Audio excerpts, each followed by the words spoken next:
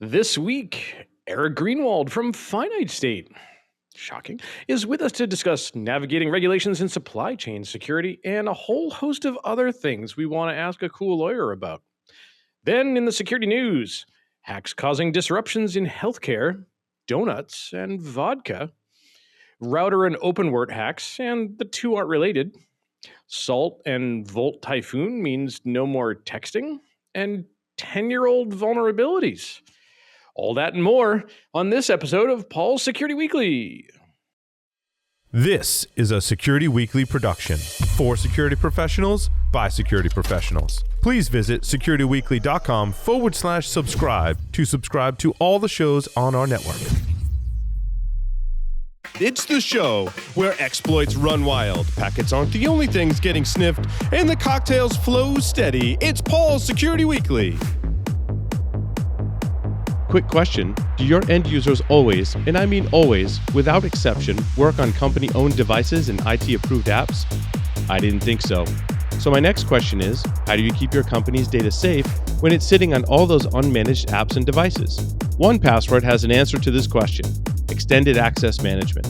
1Password Extended Access Management helps you secure every sign-in for every app on every device because it solves the problems traditional IAM and MDM can't touch. Check it out at securityweekly.com/1Password. Coming to you from non-purgatory studios in somewhat high definition, something like that, something Darth Vader himself. This is Paul's Security Weekly, episode 854, being recorded on December 11th, 2024. And tonight, this guy is your host because, well, Paul's not here. Paul's not here, man. But I am joined by an illustrious cast of characters.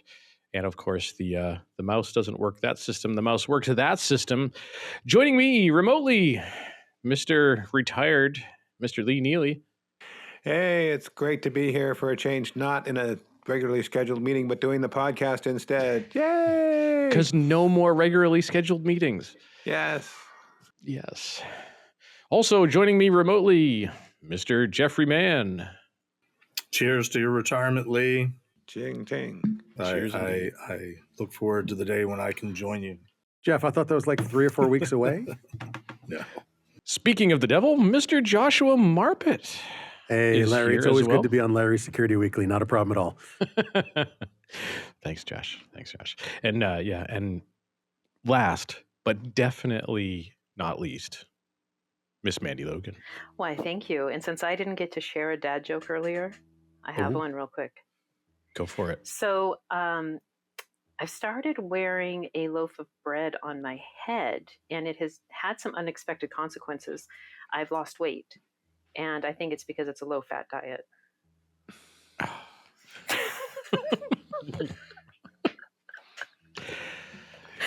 She's here all week, 2 shows on Thursdays.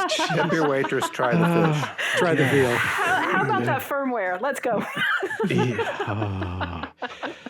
Oh, all right. But to kick us off, we have Mr. Eric Greenwald here to talk to about a whole bunch of fun stuff with us. The title is Navigating Regulations in Supply Chain Security. Sure, we'll get there. Eric did a great webcast for Finite State just recently with Dr. Amit Al-Azhari and has a good amount of experience there. And I get the fortunate opportunity to work with Mr. Eric every day at my day job at Finite State. But to give you a little background, Eric is the general counsel for Finite State and has more than 20 years of experience as a lawyer, having served in senior level positions in government, the technology sector, private legal practice, academia, and news media. He was special assistant to the president on the National Security Council during the Obama administration, deputy director of the FBI's National Cyber Investigative Joint Task Force, deputy director for operations at U.S. Cyber Command, and chief counsel for the House Intelligence Committee, and an all-around awesome dude. So welcome, Eric. Thank you very much. I mean, in your intro, you said you were looking forward to talking to a cool lawyer, and my response is, I'll see if I can find one for you, but it's kind of a tall order. Yeah, I don't know about that, Eric. I get to work with you every day, and you're a cool lawyer. I've talked about you on the show on more than one occasion. That like specifically that your icon in our internal Slack at work is Lionel Hutz standing in front of a burning dumpster, and that you respect client dumpster fire privilege. And Yes. so, that's a pretty cool lawyer, in my opinion. All right, I'll take that. I was attorney dumpster privilege. I like yeah, that. Yeah. Cool. Oh no, it's a riff from an old Simpsons episode, the one where Marge becomes a police officer. See, you fit in with this group just fine. Absolutely. So, Eric, one of the first things that, yours is a little different spin to this question. We normally ask folks how they got their start in information security, but instead, why a lawyer? Yeah, how'd you get your start in the legal profession, and how did you turn that into a lawyer that deals with technology? It is my career path, as I'm fond of saying, looks more like a drunken stumble. And so I'll try to keep this we respect short that and understand that. Trust me. Yeah. I'll try to keep this brief, but basically, when I went to law school with pretensions towards academia, legal academia. I was interested in being an international lawyer, principally interested in focusing on use of force. In the end, I didn't fall too far from that topic, but yeah, totally. A firm or company is absolutely use of force. Exactly. It's just another name for blue screen. Come on.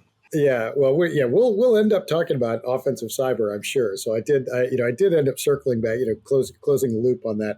But no, I quickly became aware of how little I actually wanted to be an academic. I think I was attracted to the lifestyle and not the actual work that had to be done. So yeah, it's a little like wanting to be a rock star, but not actually liking music. Have you seen a movie called The Paper Chase? I have. Okay, and yeah. that was an enticing lifestyle. Okay. Well, I mean, not the attending law school was not so bad, but it's the monastic discipline necessary to be an academic, where you lock yourself away and just write, and that was not me. So I ended up, I still was interested in international law, but was trying to find ways to practice it.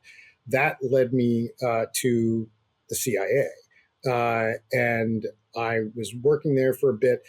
And then went on detail from CIA to FBI. And this was in the late 90s, right as cybercrime was becoming a real concern, enough of a concern that there were actually almost daily meetings at FBI on cybercrime issues, on vulnerabilities and attacks. And InfraGard was being stood up. And I was fascinated by it. So I was trying desperately to get moved from the place where I was reviewing FISA warrants over to do work on cybersecurity, and was basically unsuccessful for my tenure there. Was just a year and couldn't really make much happen. And then actually ended up leaving government for a while. Went and did some very different things, including working for NPR and 60 Minutes. And when I came back to government, it was with the House Intelligence Committee. And I was asked by my boss what I wanted to focus on, and I spent about 3 months, looking at everything that was going on in the committee, and realized, hey, cybersecurity is still out there. It's only becoming a bigger issue. This is roughly 2005, 2006, and so started to focus on it there, and spent the next several years doing the whole expanse of work that the House Intelligence Committee does, but trying to focus as much as I could on cybersecurity. And that led to working at Cyber Command, and then FBI, and then the White House. So that was, to put it in a short version, that's the progression. I don't know if that engenders any questions from the audience, but I'm sure Josh has plenty of questions, but you have no idea. Okay. Oh, I do. Tell me when, brother. Set me free. So, I mean, okay. So you went through the government. You went through a little bit of academia. Went and walked away. Now you're in private practice at Finite State. So, How does it feel to be in a place where you're probably going to get so many lawsuits it's not even funny because firmware is such a hotly misunderstood shit show of a thing? Well, so far there really haven't been many lawsuits. I mean, No, I agree, the law. but there, in my opinion, there will be. I Yeah. apologize. I don't mean to interrupt you, but like I No, think no. that as Finite State and Eclipsium and companies of that ilk Mhm. become more influential in the technology arena, I think people are going to start, manufacturers especially, are going to start getting pissed off that you're, I don't know, upsetting the apple cart. In what way? If you say this firmware is bad, and I'm generalizing, and the manufacturer goes, screw you, it's fine. Hmm. Okay, I mean, well, how do you, am I totally off base? Like, how do you see this playing out with manufacturers in terms of what Finite State does? The work that Finite State does with its customers is confidential. It doesn't, unless it has a specific arrangement with its customers, it doesn't broadcast the findings that it reaches with respect to the firmware that it analyzes. It will report its findings to the customer, and if there's an important vulnerability that's uncovered, it'll work with the customer to do responsible disclosure on that vulnerability. Okay. But in general, like we try very hard for it not to become adversarial between. And I respect that. Don't get me wrong. I mean, I think that there's companies like Exeger and Finite State and Eclipsium that are out there trying to track the supply chain, the SBOMs, the attestations of what's going on in the world. And, so just to give you a little context, I helped write CMMC. Mm-hmm. So like supply chain is, I gotcha.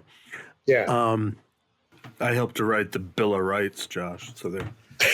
Brother, they wrote the Bill of Rights on the flayed skin of your back. Okay, let's be honest. You've been around that long. But the problem with supply chain is that you've got to have trust somewhere. Yeah. And you have to have roots of trust. I'm stealing that term. Mm-hmm. And we don't have it anywhere, as far as I can tell. We're trusting manufacturers whose incentives are not to be good to the customers, but to be good to their bottom line. Yeah. We are. Well, this in my mind, this gets to the crux of cybersecurity, something that's been an issue ever since I started in this field, and I'm sure prior to that, and that is, there are recommended practices, there are even best practices, but there are no steps that you can take to ensure that your product is secure, or even that it is secure enough to protect you from being sued for one reason or another. I spoke with the CISO of Target, who came in just after the big data breach that they had. Right. And one of the things he said was that Target is currently the subject of something like, 50 different lawsuits and investigations by regulatory entities and various attorney generals. And he said every single one of them is applying a different standard to what Target should have done. And what I can tell you is that I wouldn't, based on this, I don't have any idea. If I'd been dropped into Target a year before the breach and been told this breach is going to happen, I wouldn't even know what it was that I would need to do in order to insulate Target from liability in the eventuality that this breach did happen. I would, actually. Listen to the damn people that told you you're going to get whacked. Well, back then it would have just been take out a cyber insurance policy. Well, that's true. They actually were valid. No, but I value what Eric is saying. I think with not being able to determine what standards you're going to be reprimanded for not upholding prior to something happening, and is there a portion of it where it's kind of anybody's guess how you would defend, because the interpretation of the standards varies by either the entity or the individual that is interpreting them? It is, well, it is that it's that there isn't a clear standard. Flashing back to when Target was breached in the years before, there was no clear standard that they could follow that would say, hey, if you do these things, then you will be insulated from consumer lawsuits, from shareholder lawsuits, from congressional investigations, from SEC. Is there anything now? No. Is there anything in any what's the litigious adjective I'm looking for. Any kind of discipline where, regardless of the the sign in the parking lot or in the parking garage that says I'm responsible for lost, stolen goods in the trunk of my car, I still can sue the parking garage. I mean, There's the Safety Act. There's the Safety Act for cyber terrorism, but there's. I mean, there are some ways in which you can insulate yourself against certain forms of risk, but it's not really a security standard that says this is what you need to do in order to be good enough. Now, what's interesting is there are security standards that are emerging, and whether it's the CRA or various security certifications that exist from different regimes around the globe that are there as benchmarks and useful tools that CISOs can use to either to measure against their own practices or require their vendors to meet. But those are more just, hey, if you do these things, the regulatory regime is not going to come and impose some massive fine on you or block your access to their market. It's not do these and you will be insulated from liability. The bottom line is that it is still the case that anybody who is putting a product out there or a service out there, they are at risk of being sued for cybersecurity failures, even if they were doing a good job of in general in their cybersecurity practices. And there's a lot more out there that tells CISOs and product security folks what they ought to be looking at and doing, but nothing that says do this and you're good. I find it interesting that you said that there were 50 different standards being applied to Target, because the one that screams out because they were a retailer is the PCI data security standard, which they were, they've been doing PCI for years. They had their ROC and their attestation of compliance. Wouldn't have done a thing. Right. Had nothing to do with the credit cards. Not against litigation. Had nothing to do with the credit cards until it got to the point of sale system. They would have Right, already been hacked otherwise. It was their HVAC different way. Yeah, it was the HVAC vendor that was the point of entry, and then they became insiders. And yeah, I mean, it's there. I think a lot of point of sale vendors these days are enormously helpful to companies that handle credit card information, because they essentially outsource everything, including data storage, and it's no longer a point of vulnerability for many retailers or e-commerce providers. But for a company like Target that absolutely traffics in its own PCI data, it's there. And once somebody gains sufficient access, it doesn't matter whether they are following PCI. Jeff, in terms of the credit cards, I agree with you, but they owned the entire thing by the time that they went after the credit cards. They would have just gone after something else, is my point. Does that make sense, Jeff?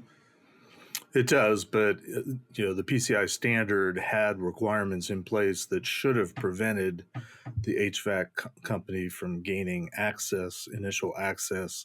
They just didn't interpret it. They didn't apply the standard appropriately to the right places, because who would think of applying a third-party requirement to an HVAC company? Well, it begs a historical question that I have no idea. For example, with something like SOC 2, I know how that applies security requirements to third-party vendors. But I'm sufficiently unfamiliar with PCI to know what it imposes now, or what it did impose at the time of the Target hack.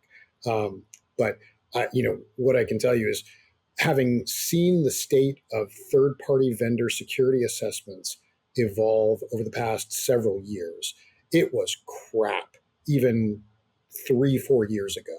And so I can assure you crap that now. But it was more crap 3 or 4 years ago. Yes. Yes. Yeah. And what I've seen is that it varies significantly from company to company, the quality of their third-party vendor screening. And what I will say is that the level of effort required to pass the screening is not directly correlated to the quality of the screening that they're doing. There are plenty of pain in the ass screening processes that don't really do that much to actually assess third-party vendor Well, security. I could answer your question, Eric, but we don't have enough time. So Because I mean, there's I can think of probably 15 or 20 requirements that would have applied or could have been applied, but I think at a high level, one of the issues was the idea of isolating what PCI calls your cardholder data environment, or CDE. You know, you're supposed to be restricting access to that, to need to know, limiting access, limiting privileged access, and so on and so forth. And it loosely falls under, for many merchants and retailers, the idea of network segmentation or isolation, which ironically to this day has never been and still is not a requirement for PCI, but simply a highly recommended practice. And I think that's probably the crux of where Target started to fall apart. I mean, I was working for a QSA company, you know, the company that does the assessments or audits. We had won the job to do the assessment for Target for 2000. I think the breach happened in 13. So we were going to start doing the job weeks after the breach was announced, and of course they kind of shifted gears and had to call in forensics investigators, and we never got to do the work. But they had at the time within the PCI world a reputation for having staff, having resources, taking the PCI standards seriously, and yet that apparently wasn't the case. And so Jeff, I think a little bit of that discussion was actually starting to turn into a little bit of the question you had about transference of risk. So risk and liability. That's my big question. I won't do the question justice. So Jeff, if you want to go ahead and ask. Well, Eric, Larry was looking for, like, what do I say to a lawyer? What kind of questions do we ask? I mean, I know what questions I want to ask, but we're more diverse group here. The best thing to say to a lawyer is, I do not recall. Also your wife, but that's another story. The question that I posed was, in this era where there's so much outsourcing and there's so much belief, at least, in the transference of the responsibility for meeting requirements in PCI as an example, the belief that they're transferring risk and the belief that they're transferring liability is not always the case. You know, PCI still requires a merchant to sign off on the documents that say that they're secure and following the PCI rules, let's say, even though every response might be third parties doing it for us, third parties doing it for us, third parties doing it for us. And they could very well be doing it for them and doing a good job. But from a legal perspective, case law, precedents, we started with Target. You know, where does it, we've already said anybody can be sued, but, you know, where are the chips falling lately? Where do you see the chips falling in terms of not just risk, but liability? Yeah. Like how many of those lawsuits did Target win, and how many did they lose? Yeah. Yeah, that's a good question. I mean, they probably settled almost all of them. But the short answer to your question is, I don't anticipate major change anytime soon. That said, there's no question that this White House, favors this liability transference onto software developers. I get that as a concept. I don't agree with it, and I don't think it's likely to happen. And that's not just because we're having a change in administration that likely will have different priorities in terms of transferring liability to private sector or to software developers. I think that a lot of the liability around cybersecurity risk has already been internalized by companies that, you know, traditionally would be holding the bag when it comes to product lawsuits or, you know, consequences of security failure, and that they have already baked all that in as a cost of doing business for themselves. I mean, in here, like credit card fraud is a great well, it's an analog. It's also an example because sometimes that's a cyber issue.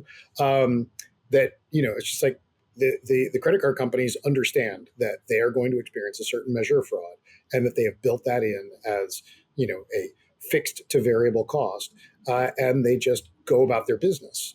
And I think that you're going to continue to basically see that when an equipment manufacturer sells a product that has code from any number of developers, they are going to assume in their own business model that they may face lawsuits as a result of what stuff that goes wrong with their product, as a result of whether it's a malfunction or a cybersecurity issue, and they may try to pass some of that liability onto their vendors, but that they have insurance, and they have their own yeah carefully written contracts.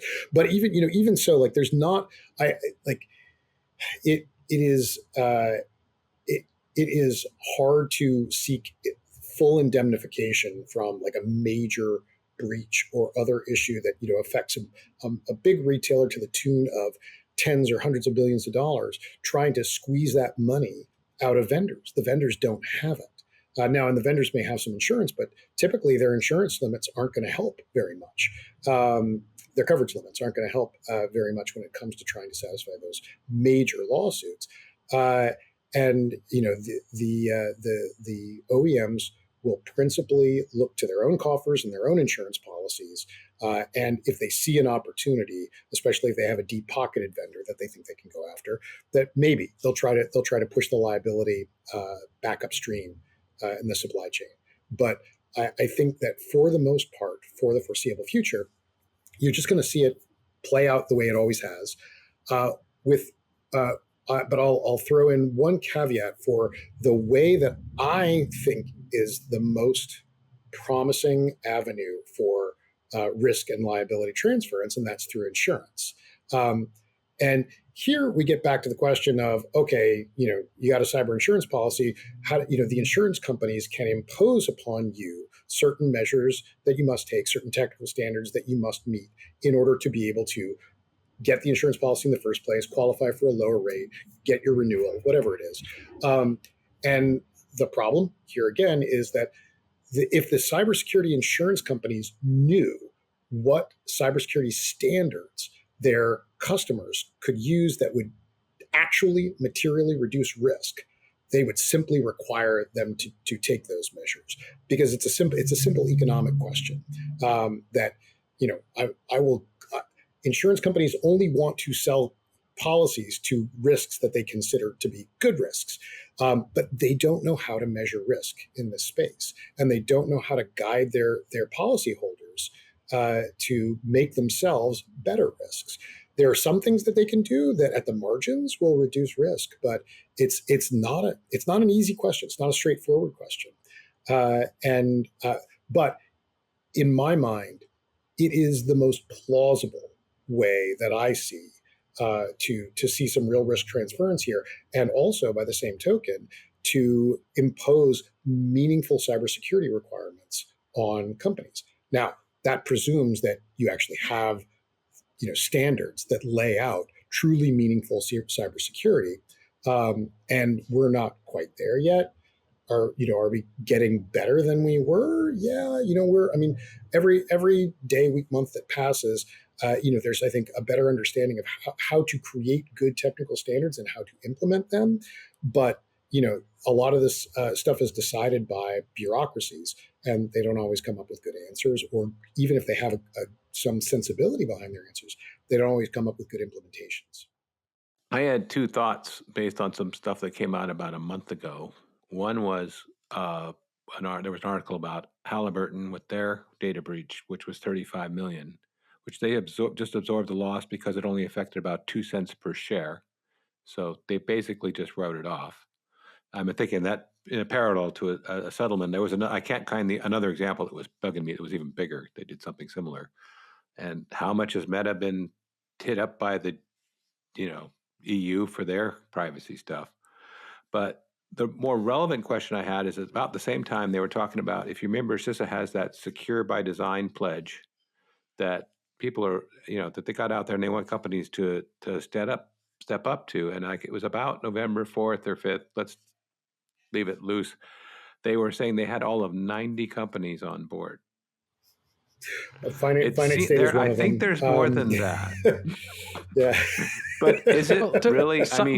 Actually, officially signing the pledge, there's probably only about 90 at that point, and it was very early on, and as Eric just mentioned there, that Finite State is one of those companies. Yeah, I'm not dissing Finite State for doing it, but is that the mitigation? It sounds like it is, or is it just going to be a paper tiger? So, the secure by design is really it's not a requirement. It is an encouraged standard. There's no enforcement behind it, unlike GDPR or the Cyber Resilience Act. But what it has the potential to do, let me take a half step back. Government regulation can have an impact. It can be effective. In my mind, what's more effective is when companies impose requirements on one another. That is, you're my vendor. I'm going to give you the following requirements that you must meet from a cybersecurity perspective. And now it's essentially a trickle down. Now, like with the CRA, Cyber Resilience Act, the companies that are subject to the CRA are going to have to impose some of the very specific requirements that the CRA lays out, because otherwise they're not going to be able to provide the documentation necessary to gain market access or avoid fines. But a lot of what companies pass on to each other in terms of cybersecurity requirements is not strictly based on regulatory regimes, but they can use examples. Like they can look at CRA for here's what they do with respect to SBOMs and documentation, or secure software development standards. The CISA Secured by Design, in my mind, has its greatest potential, mind you, to be adopted by companies to say, okay, vendor, if you want this contract, you have to, demonstrate to me that you are meeting the basic, if not the exact standards of the CISA Secured by Design construct. Now, I don't think it's being used that way as of yet, but for example, the NIST cybersecurity framework is regularly used in contracts where vendors are being asked in a security addendum to verify or attest to the fact that their security practices are consistent with one of any number of standards. NIST cybersecurity framework is probably the oldest one. Probably not the oldest, but it's one of the older ones on the list. The cybersecurity framework, it's really just a risk mitigation process. It does not actually technical standards, but there are also other things like SOC 2, ISO 27001, where companies are either requiring that you provide a certification showing that you are in fact SOC 2 certified, for example, or that you attest to the fact that you adhere to SOC 2 principles. Okay, Mr. Lawyer. What does SOC 2 certification mean to anybody from a cybersecurity perspective in a legal context? Gosh. Yeah, so I wish I could remember what the acronym stands for. Maybe somebody on this call does, but that's sort of lost. The Security Operations Controls. It's from the right. AICPA, the American Institute of Certified Public Accountants. Yeah. It effectively means that you're certified by an auditable organization or an organization that can conduct audits, CPAs. Yes. They're licensed to conduct audits. It's not limited to financial audits. Right. Any audit. So they realized that and they went, we can do tech audits? Awesome. And they started doing tech audits. SOC 1 is financial. SOC 2 is tech.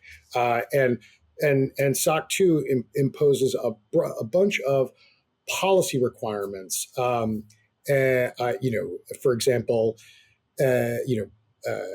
HR requirements about doing background checks, about security training, about onboarding and offboarding. And so in order to get your SOC 2 Type 1, you have to essentially have all these policies that say, yes, here are the requirements. To get your SOC 2 Type 2, you get audited, and you have to demonstrate that you are actually implementing those policies and document the fact that you are. Maybe the better way to ask the question is, are you aware of any litigation that has failed because the entity being sued held up their SOC 2 certification and said, "See, we were good enough"? No, I am not. And it is and there may be such litigation Sure. where the parties But nothing decided to jumps settle, out to you but as a test no, case or anything like no, that. and this sort of goes to reinforce the point that I was making earlier, and that is that you could be like SOC 2 locked down. That doesn't mean you're not going to get breached. And when you do, you're going to face shareholder lawsuits, customer lawsuits, other lawsuits, regulatory investigations. And if you say, "But we were SOC 2 certified," they're going to say, "I don't care. You still got breached." So it does something, but more than nothing. But it is by no means a get out of jail free card. Well, I mean, you could always sense. do the PCI example, which is anytime there's a PCI breach, they retroactively pull the PCI compliance certification of the company. Yes, they do. Yes, they do. No, they So, don't. Yes, they do. Yes, they do. I am PCI agnostic or ignorant because I have actually never worked for a company that trafficked in credit card data. So I have mercifully been able to avoid having to dive into the weeds on PCI DSS, and I am very thankful for that. Oh, See, goodness. he is smart. He's cool and smart lawyer. And I've been doing it for 20 years. So I was going to say, by dumber the than converse, dirt. by the converse, you're saying that Jeff is not cool and dumb. Yeah, Wow. I get it. It's all right. I All right. give up. We still love you anyways, Jeff. I mean, it's the old part that I think we really like. But to clarify what Josh is attempting to say, the PCI compliance is not a certification. B, what is usually reported is something to the effect of, well, they reported that they were compliant, but clearly they were not in the court of public opinion and in the media. There's nothing that gets pulled.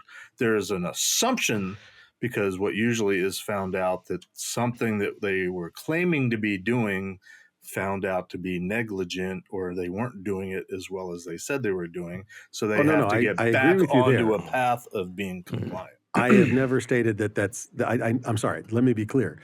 If they got breached and it was because of something in the PCI controls, and there are things outside those controls, let's be honest.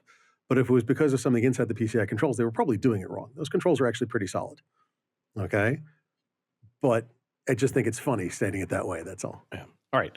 Moving along, because we have a bunch of other topics we want to cover and not a lot of time to do it. Eric, the title of the topic was sort of navigating regulations in supply chain. We've talked a little bit about this one. We've sort of been touching on that, but I think one of the bigger questions that we wanted to ask was sort of the last set of questions that I moved over to, along the lines of, what does the CRA mean to manufacturers of devices in the EU, and arguably in the US, and what's the end result, arguably, to consumer confidence and so forth in some of the security of these devices that the manufacturers are making? I don't know that there's going to be any significant benefit to consumers. I suspect that their digital products will be marginally safer. Marginally, I could be pleasantly surprised that it actually has a significant impact on product security.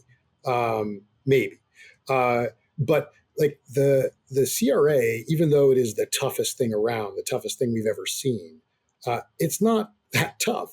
It is asking companies to do stuff that they honestly should have been doing all along. And if they do those things, their products will still be vulnerable. They just might have closed some of the gaping holes that would be low hanging fruit for less sophisticated actors to try to exploit. I think it's entirely plausible that consumers will be paying a higher price for their digital products because a lot of companies have been spending the minimum that they feel is absolutely necessary on product security and documentation and compliance, and that those companies, what it means for those companies is that they're going to have to up their game, get serious, be regimented about their security practices and documenting them, because they're going to lose market access if they don't, and if there is a problem with their products, they're going to run the risk of a post hoc investigation by an EU authority and potentially face really big fines. So it will require better work in security from these companies, which is a good thing, and consumers will benefit from that. But as for how big of a difference it's going to make for consumers, I'm not sure. I mean, it will, as I say, it'll probably close some gaping holes that are exploited as low-hanging fruit by less sophisticated actors. But for the more sophisticated actors, there's still going to be plenty of attack surface, even for those companies that are doing a pretty good job of adhering to the CRA's requirements. I love that you stated that it's now being mandated that companies need to do the things that they probably should have been doing, following security best practice all along, and maybe weren't. And I think it's really telling that we've been saying on this show for years is, I hate to say it, that in 2024, we've been telling folks to go back to basics. Still to go back to basics, and well, sometimes now it's not back to basics. It's yeah, maybe you should for the start love with of God, basics. do the basics. Yeah, exactly. No, I think it's more, we've established that there could be basics that we all should have known. Yeah, there are some basics, and you should do them. And now it's actually being mandated that there are some basics that need to be done if you want to continue to sell into the market. You're so annoying, Larry. Basics are not shiny. They're not fun. They're not exciting. They're not like raging in sales moments. They're boring and tedious. But you know what's not boring and tedious? Being secure? Money. Yeah. And if you want to continue to make money, like Eric, correct me if I'm wrong, if you want to continue to make money and you want to sell into the EU, you need to do these basics. Yeah, one thing that I will say that the CRA is, it is awesome and amazing to me that a governmental authority has figured out that it has its hands on certain levers of power that are genuinely meaningful to companies, that they can exercise them in a way that it's it's logical, and the construct can operate. If you look at GDPR as the privacy analog to CRA's security, it is like GDPR has been effective at forcing companies to take privacy a lot more seriously, and in turn security, because the two are very closely related. And it is, for the most part, only the really big companies that are, when they have a privacy violation, it's affecting a very large number of users. Those are the ones that the data protection authorities in the EU target. And I think that you'll see the same thing under the CRA, that they will principally be going after larger companies whose products are sold to a much larger number of people. But every company realizes that they could put a target on their back, that if they do an egregious job, that a data protection authority may decide, I'm going to make an example out of you. You might be small. You might have had, your failures might have a limited impact, but you were really bad. So I'm coming after you, and I'm gonna make it hurt. And that's a real threat for companies large and small, whether by virtue of market access denial or because of the penalties that the protection authorities could impose. Yeah. All right, taking a little bit of a different spin here. Sort of two questions that I definitely wanted to ask, and I want to give a chance to have Mandy ask a question as well here and there. I think the bigger one was the question that I related to you, Eric, earlier, so you could prepare for it. Was about Pacific Rim, and the Pacific Rim attacks were specifically that Sophos effectively deployed a rootkit to their own devices, to devices that they sell into the marketplace for some very specific customers, because they noticed maybe some oddity in the way those devices were behaving. And those rootkits did a whole heck of a lot more logging on the activity of the devices and the software that was running there to report back to them about additional whole sets of debugging data. And what they ended up learning from that was that this additional debug info on some devices found that they were being used by some entities in China for doing malware development, zero-day development against their devices. And they were able to discern what they were doing, how they were doing it, so that they could patch before those 0 days made it to market.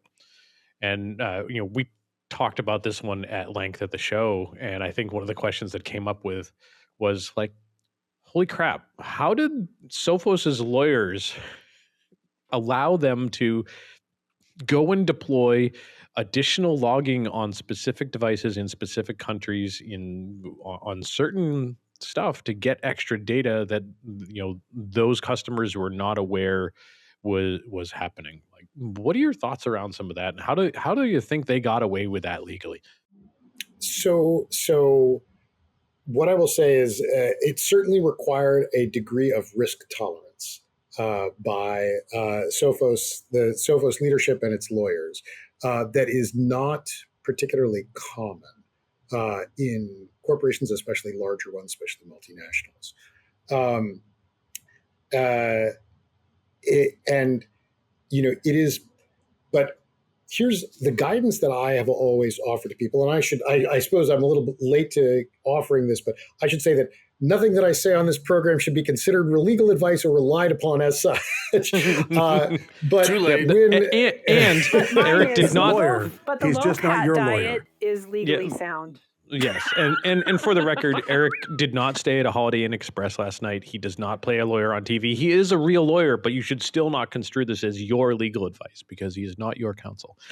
So what I have said to people who ask, can I do X, where X involves some measure of risk, is that number one, you have to acknowledge that there is risk, like a non-zero risk that you could get sued, or that a prosecutor could come after you for a violation of the Computer Fraud and Abuse Act, or that if you're doing something overseas, that some foreign prosecutorial or investigative authority could come after you.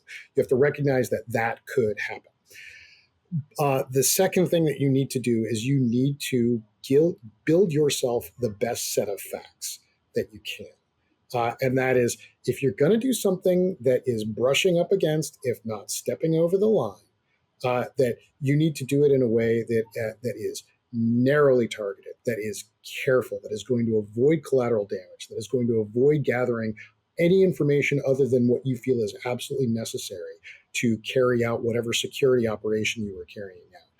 Because what you want to avoid is if either you get discovered, or something goes sideways, like all of a sudden whatever it is you were doing causes the entire computer system in a children's hospital to go down, that you want to, and investigators start looking at you. You want to be able to have the best set of facts you possibly can. Where, so if you just say, we see these, sort of riffing a little bit on the Sophos example, we see these X number of users who are of interest to us. And so we're going to, engage in some activity with respect to them. We're going to, have these tools deploy that are, in a limited way. And, we're going to establish the following safeguards, as opposed to, hey, we're just going to go, start, seeing what unpatched vulnerabilities they have on their system and break in and just vacuum up absolutely everything they have on their machine and do this to a wide range of people, even though there's only a few identified users. Like these, the more careful you are, the less likely you are to have a prosecutor want to make an example out of you. But what I will also note is that I don't know if any of you are like me, students of terms of service.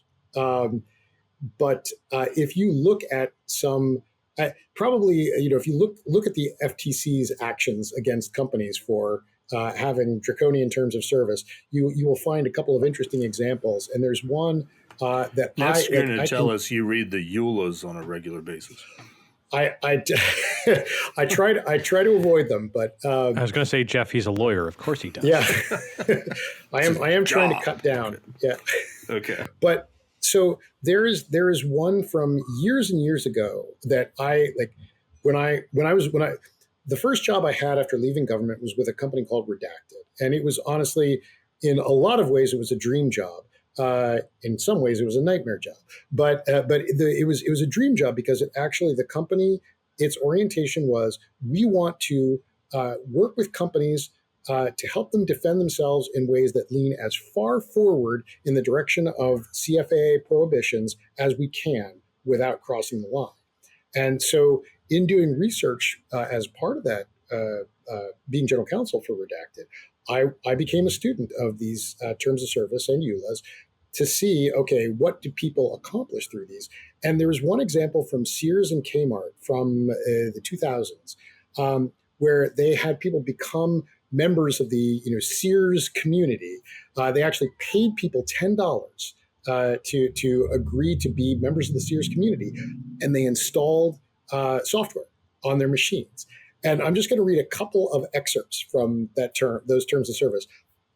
Our application may collect certain basic hardware, software, computer configuration, and application usage information about the computer on which you install your application. Our application may report on devices connected to your computer, such as the type of printer or router you may be using. Once you install our application, it monitors all of the internet behavior that occurs on the computer on which you install the application, including both your normal web browsing activity that you undertake during secure sessions, such as filling a shopping basket, completing an application form, or checking your online accounts, which may include personal, financial, or health information. And this is my favorite bit. We make commercially viable efforts to automatically filter confidential personally identifiable information such as user ID, password, credit card numbers, and account numbers. Like, this is like they were essentially trying to legitimize spying. Yeah. And this was Google. No, this is Sears and Kmart. And the FTC came after them, and they ended up settling for I don't know what the exact details of how they resolved this. But the end was, the FTC said, when you collect information from users, you have to clearly and conspicuously state what you are collecting. And I'm not sure that does that much good for consumers. I mean, arguably, to me, it sounds like in my opinion, they did describe exactly what they're going to take. That's what I'm saying. Then again, I'm a tech guy, so I understand what that means is everything. Yeah, my sense is that what their app did is far more invasive than what Sophos did, and so this is the sort of thing that does not pass privacy or consumer protection muster anymore. And there's enough people out there looking to go to the blogs and just scream bloody murder if Sears and Kmart were to try to do this again, or some other major retailer or e-commerce site were to try to do something like this. Are either of them still in business, by the way? That's actually true. Kmart is. Sears is. I think they're closing their stores. Yeah, they're pretty much toast. Yeah. Sears is in Radio Shack territory. Yeah, pretty much. I'm reminded of something that was said in bash.org, which is, 1950s. Do you think we can get every American to carry a radio frequency tracking beacon? Oh my God, no. 2010. Icon has 2 iPhones? Yeah, exactly. Yeah. Hey, before we wrap up, I know Mandy's been posting a bunch of questions in Slack for us. So, Mandy, want to give you a chance to ask at least one of them, and before we have the 5 questions with Security Weekly from Mr. Eric. Okay. Well, first, I would like to start with a statement. I believe you promised, and I was made to believe there would be discussion on penetration testing or offensive security. Next, we'll go to the question. I believe you promised. Here's Mandy. Here's Mandy keeping us honest. We keep her around for a reason. There's many. I'm curious. So, what is one thing you have found shocking, going back through your tenure at all government and non-government, about some kind of legal something that has happened while going after cybercrime that initiates internationally? Oh, that is a good question and a hard question. Um, Attorney-client privilege, and and he wasn't prepped for this one. Audience attorney privilege is invoked.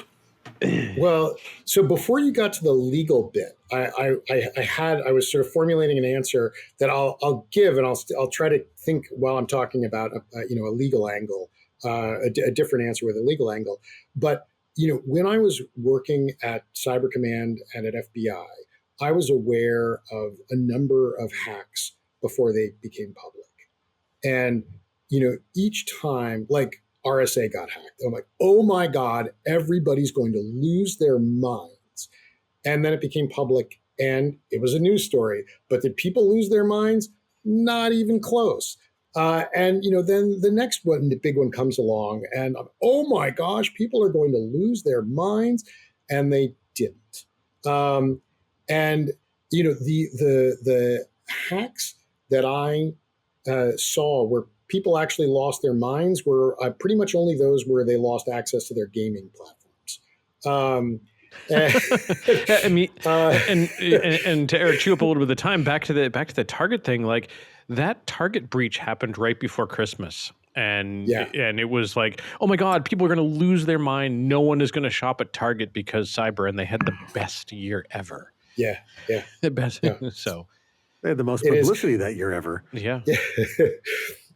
But that is, leaving Those aside the companies legal that angle, suffered credit card breaches, payment card breaches for the history of PCI have always ended up doing better.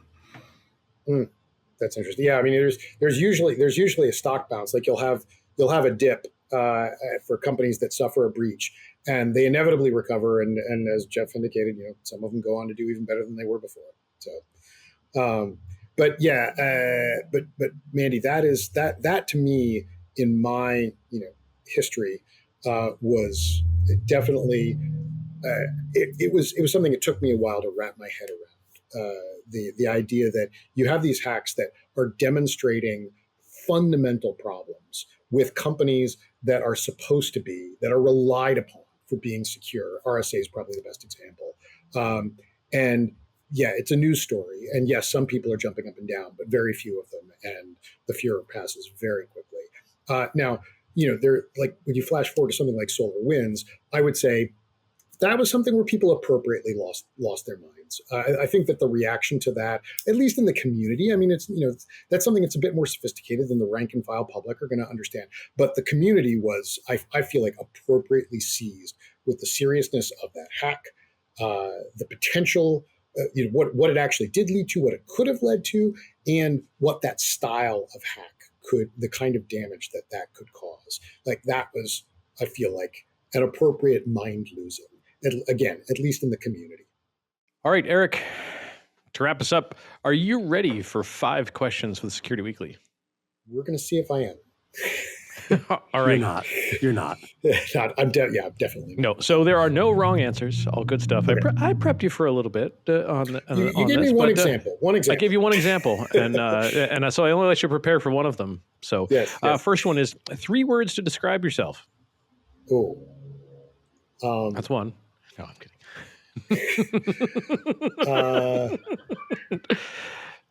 I'm gonna try not to overthink this, and I'll say self-aware nerd. All right, cool. If you were a serial killer, what would be your weapon of choice? Like a lawyer's going to say that out loud. It's strictly a thought exercise. It's strictly a thought exercise. Probably poison. Okay. All right. Yeah. If you wrote a book about yourself, what would the title be? I was thinking about a phrase that popped up from something when I was working at CIA that seemed like it would be an appropriate book title or album title. It was a catchphrase, and it was "Tinkering with the Programmatics," a true euphemism in CIA context. And that I think, again, trying not to overthink it, that's probably what I would use as Perfect. the title. Yeah. All right. What is your favorite hacker movie? you prepped me for this one, and I got to go war games. Like first,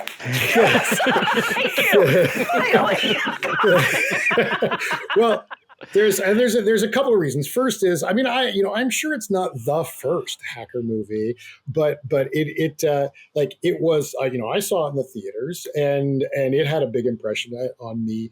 But it also sort of brought together technology, security, geothermonuclear war, which to me, it's since we're getting into my background, it's worth noting that when I was about 13 years old, one of my aunts asked me what I wanted to be when I grew up, and I literally said a nuclear arms control negotiator. Wow! So that should tell you a lot about me. And just on cue, you want to say Awesome. hi? Hi. All right, can you Hi. scoot on out of here? I'll see you in just a minute. Dad's only got one question left to answer. And that is arguably one of my favorite because it gets really interesting. Talks to you about people's minds, right?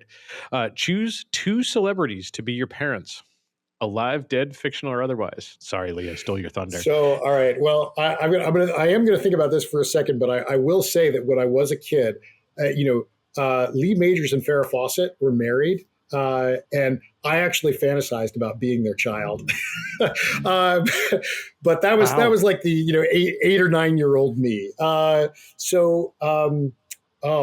you said alive or dead? Alive, dead, fictional, or otherwise. Oh, fictional. Oh man, So gosh, you're real, expanding the aperture. So you could have the fall guy. Yep. Yeah. Yeah. It could be like Sherlock Holmes and Albert Einstein. Yeah. Anybody. Oh gosh. It also depends on how you define celebrity. Yeah. Well, because I mean, this is a really tough one. It's a greenfield question. Yeah. All right. At the risk of being perceived as too intellectual, assuming that didn't already happen like 20 minutes ago in this podcast, I'm going to go with Jane Eyre because I read Jane Eyre not so long ago. Had not read it previously, and I think I'm going to go with John Adams. Yeah, it's been a little while since I was on a bit of a kick some time ago reading biographies of founding fathers, and the ones that I liked the best were John Adams, George Washington, and Alexander Hamilton. The last two by Ron Chernow, and the first by David McCullough. As I think that of the three of them, although Alexander Hamilton is obviously fascinating, that of those three, John Adams would definitely be my pick. And I just had, came away from that kick with just an enormous amount of admiration for all three of those people. And yeah, John Adams, I feel like he was the full picture, full package. Awesome. Well, Eric, thank you for joining us for a segment, and I'll see you in the office tomorrow. But thank you very much. It's been a pleasure, and we'll see you soon. So thank you to all of you for having me on. It was really enjoyable. I hope that I was informative and not annoying. Yeah, we can bring him back. It's cool. we might be able to make about that a lot more stuff. Absolutely. No, I feel like we only scratched the surface even on the topics that we were covering. Yeah. Mandy wants her offensive security, so we'll have to have you back. I will gladly make a return trip because that is a topic near and dear to my heart and something that I actually have had exposure to. Yeah. Awesome. So with that, stay tuned. We'll be right back. A few moments and security news it is.